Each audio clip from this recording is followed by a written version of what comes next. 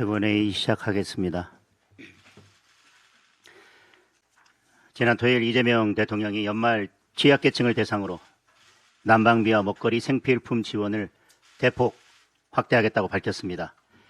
대통령이 민생에 관심을 보인 것은 그나마 다행이지만 겨울철 서민들의 고통을 키우고 있는 주범은 바로 반민생 경제 정책임을 먼저 깨달아야 합니다.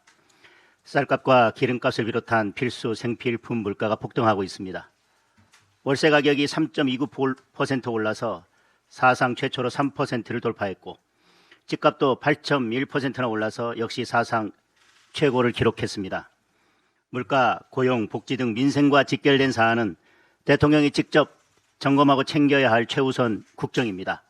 사실 부동산과 물가가 이 정도 올랐으면 진작 대통령 주재 물가대책회의 한 번이라도 열었어야 합니다. 국무회의에서 통일교 겁박할 시간에 민생 정책부터 논의했어야 합니다. 이 정권이 자랑하는 비상경제 점검 TF도 7월 이후 문을 닫아버렸습니다. 그래놓고 불쑥 선심 쓰듯 SNS에 민생 대책을 내놓은 것부터가 대통령의 진정성을 믿기 어렵습니다. 지금이라도 국정 우선순위부터 바로 세워야 합니다. 내놓은 대책도 근본적인 처방과는 거리가 멉니다. 서민 지원은 당연히 필요한 일이지만 현금 살포가 근본 대책이 될 수는 없습니다. 결국 물가가 폭등해서 서민들의 고통이 훨씬 더 커질 것입니다. 당장 IMF의 경고가 나왔습니다. IMF는 올해 53.4% 수준인 우리나라의 GDP 대비 정부 부채 비율이 2030년 64.3%까지 상승할 것으로 예측하면서 비기축 통화국 가운데 빚이 가장 빨리 늘고 있다고 경고했습니다. 정부 부채가 늘면 국가 신인도가 낮아지고 금리가 올라서 부채 규모가 더 불어나는 악순환에 빠지게 됩니다. 환율과 물가는 오르고 정부가 복지에 돈을 쓸 여력이 줄어들면서 서민들의 삶은 더 어려운 지경으로 내몰리게 됩니다. 그런데도 이 정권은 여전히 확장 재정으로 돈 풀 궁리만 하고 있습니다. 내년에 발행할 적자 국채만 110조 원에 달할 것으로 알려졌습니다. 돈을 풀면 풀수록 물가는 더 오르고 환율은 더 치솟을 것입니다. 다시 한번 경제정책의 완전한 방향 전환을 강력하게 촉구합니다. 이재명 대통령이 대전 충남 통합을 언급한 이후 통합 논의가 급물살을 타고 있습니다. 비협조적이었던 더불어민주당도 대통령의 한마디에 입장을 바꿔 특위를 구성한다, 특별법을 만든다, 뒤늦게 분주한 모습입니다. 우리의 당은 이미 작년 말부터 당 소속 대전시장 충남도지사와 함께 대전 충남 통합을 공식적으로 추진해 왔습니다. 지난 10월 대전 충남 특별시설치 및 경제과학수도 조성특별법까지 발의했고 저도 공동 발의자로 참여를 했습니다. 이는 단순한 행정구역 통합이 아닙니다. 지방 소멸의 위기를 극복하고 지역 경쟁력을 크게 강화하는 진정한 자치 분권을 실현하기 위한 국가적 전략입니다. 통합의 핵심은 권한 이양입니다.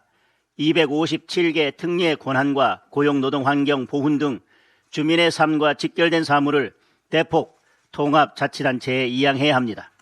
권한 이양, 특행기관 이관, 보통 교부세율 인상을 비롯해서 과감한 재정지원 특례 등이 반드시 필요합니다. 권한 이양 없는 물리적 통합은 무의미한 껍데기 통합일 뿐입니다.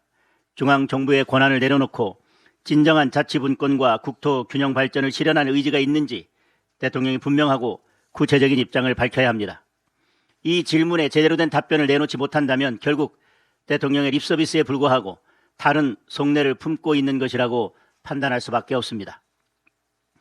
통일교 게이트를 덮으려는 이슈 전환용은 아닌지, 대통령이 관건 선거에 시동을 거는 것은 아닌지 대전 시민, 충남 도민들은 진정성을 의심하고 있습니다.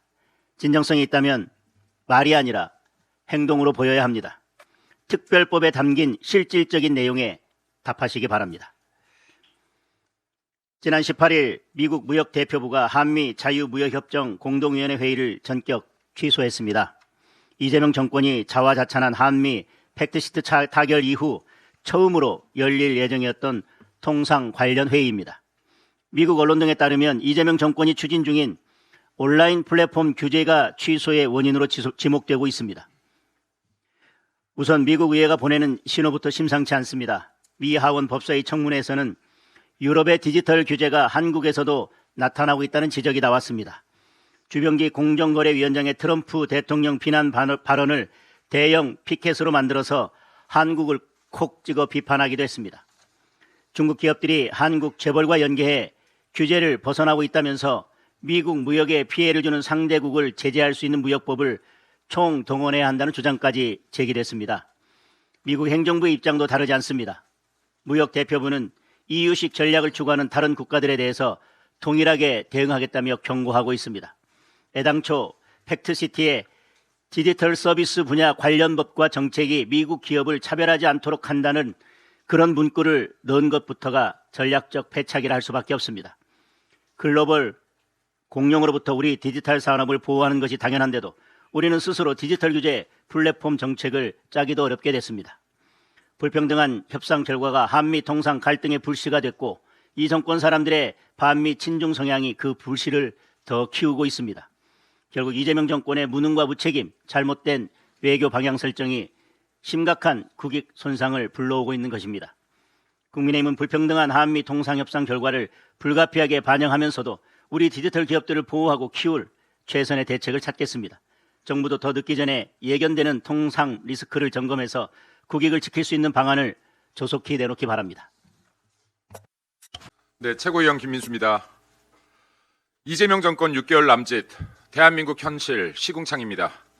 환율, 부동산, 물가는 치솟습니다. 국민 삶은 팍팍하기만 합니다. 그런데도 부처 업무 보고에는 국민도 민생도 없습니다. 연출된 장면 속 이재명만 보입니다. 정치는 넷플릭스도 젠플릭스도 아닙니다.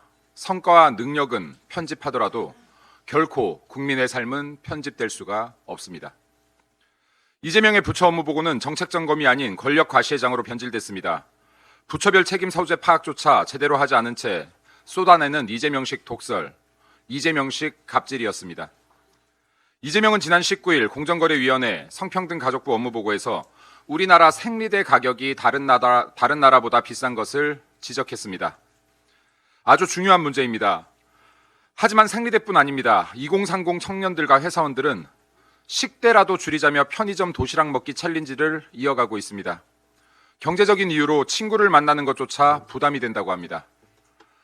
서울 아파트 월세 상승률이 2015년 이후 처음으로 연간 3%를 넘었습니다. 지난달 서울 중위 월세 가격이 122만 원에 달합니다. 앞으로는 1인 가구 중위소득자가 중위주택에 머물기 위해서는 소득의 30-40%를 월세로 지출해야 할 판입니다. 이재명 정권 제발 쇼 말고 국민을 위한 일을 하기를 바랍니다. 우리 국민은 선동되지 않는다. 이런 자신감으로 노동신문 규제도 필요가 없다고 말하는 이재명이 왜 징벌적 손해배상까지 언급하며 유튜버들은 규제하려 합니까? 노동신문은 북한 주민조차 접근이 자유롭지 않은 대난 선동을 일삼는 북한 체제 선전 매체입니다. 뉴미디어가 전하는 정보는 두렵고 북한 선전 매체 노동신문 유통해야 할 이유라도 있습니까? 국민의 안전도 국가의 이익도 국민의 삶도 모두 팽개친 채 현실 왜곡을 일삼는 젠플릭스 편집에만 몰두한다면 이재명 정권 역시 그 수명을 다하지 못할 것입니다. 이재명 재판 속기합시다. 이상입니다.